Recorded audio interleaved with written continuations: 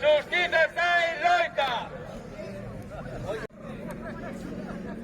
Sin sustitución no hay profesión. Sin sustitución no hay profesión.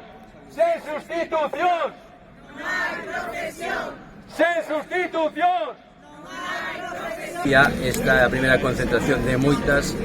Creemos, porque a Xunta xa vivimos fai no 2018 unha situación moi parecida, e intenta, pois o que facemos é unha demostración de oposición contra un modelo de oficina judicial que, si ben é certo que ven imposto de Europa, porque Europa exixía a cambio de diñeiro, como funciona sempre todo isto, unha modificación do modelo judicial.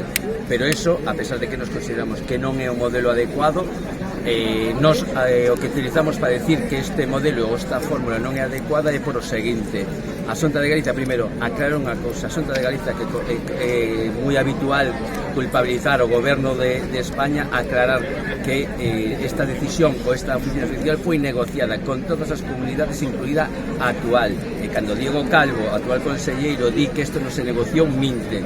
Eu digo claramente, isto está consensuado con todas as comunidades. Dito isto, porque esta oficina é un desastre, porque a Xunta, a pesar de que dende Alternativas solicitamos en infinidade de ocasións a creacións de cargas de traballo, é dicir, un estudo de cargas de traballo, sabedes que a Xustiza, por desgraza, funciona, vai moi retrasada, a pesar do esforzo dos traballadores.